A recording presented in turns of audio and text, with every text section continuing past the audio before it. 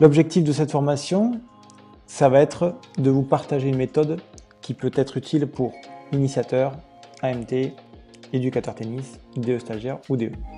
Donc cette méthode-là, c'est quelque chose qui n'est pas obligé d'être appliqué à la lettre, mais c'est quelque chose que je recommande surtout pour les jeunes enseignants ou ceux qui sont en train de se former, comme je le fais avec les enseignants que je suis sur la Ligue Occitanie.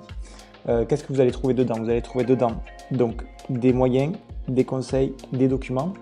Ces documents-là, ils sont déjà à disposition, mais je pense que le mettre à l'intérieur d'une formation va vous donner beaucoup plus de sens à l'utilisation de ces documents.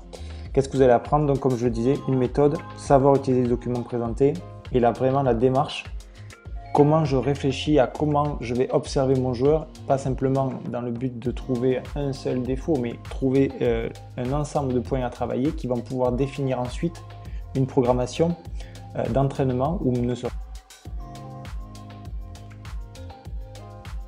Je disais précédemment, dans l'idéal, ce qui nous importe, c'est de pouvoir partir du jeu.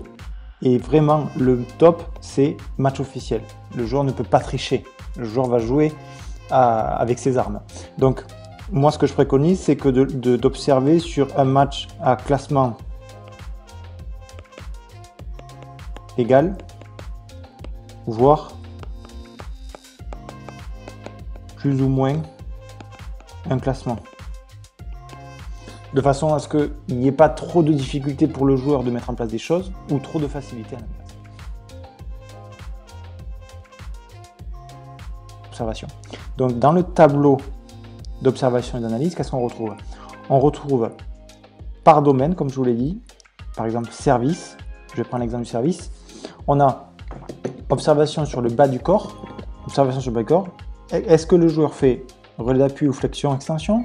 Est-ce que le joueur travaille correctement avec le pied? Est-ce qu'il y a une bonne poussée des jambes? Est-ce qu'il est équilibré en bas du corps? Après, vous avez tout le travail haut du corps. Donc, aptitude générale et relâchement. Est-ce que c'est quelqu'un qui est crispé? Est-ce que c'est quelqu'un qui est relâché? Voilà. Toutes ces notions-là.